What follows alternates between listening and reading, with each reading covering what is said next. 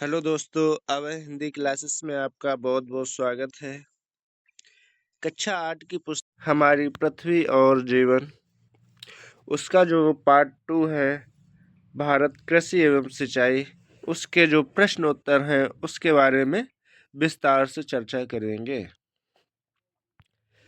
तो देखते हैं, सबसे पहले जो पाठ है कृषि एवं सिंचाई, उसका जो पहला प्रश्न है, निर्वाह कृषि और व्यापारिक कृषि में अंतर क्या है।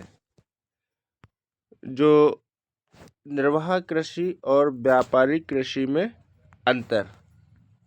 निर्वाह कृषि ऐसी कृषि जिससे सिर्फ अपनी आवश्यकताओं की पूर्ति की जा सकती है, उसे निर्वाह कृषि कहते हैं। और व्यापारिक कृषि, जिस कृषि का मुख्य उद्देश्य बाजार में फसल बेचना हो, उसे व्यापारिक कृषि कहते हैं। इसे फसल विशिष्टीकरण भी कहते हैं। चावल उत्पादन के लिए किस जलवायु की आवश्यकता होती है। चावल उत्पादन के लिए किस प्रकार की जलवायु आवश्यकता होती है, यानी कि चावल के लिए मानसूनी जलवायु की आवश्यकता होती है। भारत के मुख्य कपास उत्पादक राज्यों के नाम। सबसे पहले महाराष्ट्र, गुजरात, मध्य प्रदेश, पंजाब, तमिलनाडु, कर्नाटक, हरियाणा आदि राज्य हैं। ये प्रमुख कपास उत्पादक राज्यों के अंतर्गत आते हैं। चकबंदी, चकबंदी से क्या लाभ हुए हैं। सबसे पहले जो किसानों की बिखरी हुई जमीन थी उसको एक स्थान पर इकट्ठा हो जाती है। फसल बोने में, काटने में समय की बचत होती है। किसान आसानी से बुआई, जुताई और सिंचाई कर लेते हैं। इससे पैदावार में वृद्धि होती है। अब देखते हैं हरित क्रांति क्या है और इसके प्रभाव क्या। हरित क्रांति 1966-1967 ईस्वी में हरित क्रांति के माध्यम से कृषि उत्पादन के क्षेत्रों में क्रांतिकारी परिवर्तन आया। इस कार्यक्रम का मुख्य उद्देश्य उन्नत किस्म के बीज, खाद, सिंचाई एवं आधुनिक यंत्रों के द्वारा कृषि उपज में तीव्र गति से वृद्धि करना था। इसे ही हरित क्रांति कहते हैं। भारत में डॉक्टर एम.एस. स्वामीनाथन को हरित क्रांति का जनक कहा जाता था। हरित क्रांति का जो मुख्य उद्देश्य था, जो कृषि क्षेत्र में जो फसलें हैं वो अच्छे बीज, उन्नत किस्म के बीज, सिंचाई, उन्नत सिंचाई, दवा एवं आधुनिक कृषि यंत्रों के द्वारा खेती करना और उसमें वृद्धि करना ही हरित क्रांति के अंतर्गत आता है। और हरित क्रांति के प्रभाव क्या क्या हैं, देखते हैं। हरित क्रांति का प्रभाव।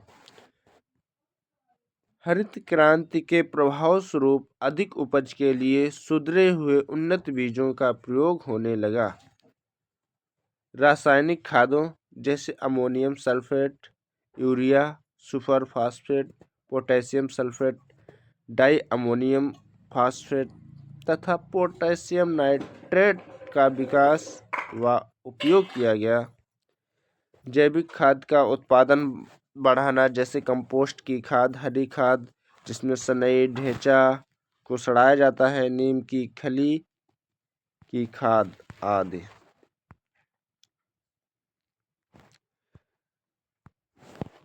रासायनिक कीटनाशक दवाओं को प्रयोग करना।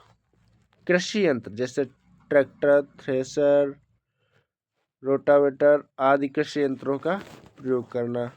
फसलों की सिंचाई के लिए नलकूप, नहरों, तालाब आदि बनाने का कार्य किया गया। रिक्त स्थानों की पूर्ति कीजिए।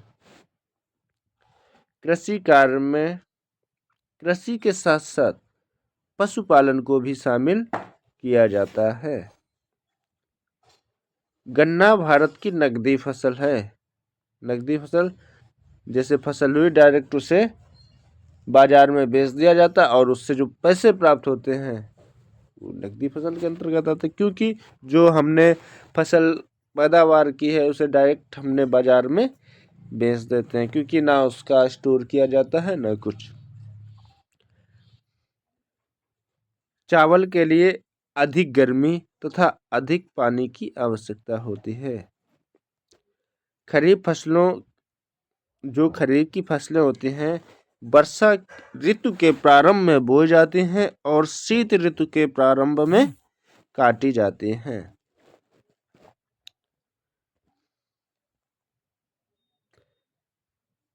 खरीफ की फसलें वर्षा ऋतु के प्रारंभ में बोई जाती हैं और शीत ऋतु के प्रारंभ में काटी जाती हैं। भारत में सिंचाई का प्रमुख जो साधन है वो नहर है। सही मिलान बनाइए। रबी की फसल गेहूं के अंतर्गत आती है।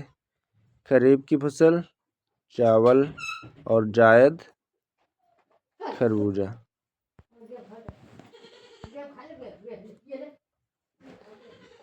सही गलत का निशान लगाइए। सोनारा व साबरमती धान की उन्नत किस्में हैं। गलत। खाद्य संरक्षण के लिए शीत घरों का निर्माण किया गया। सही है। चकबंदी में किसानों के खेत अलग अलग बिखेर दिए जाते हैं।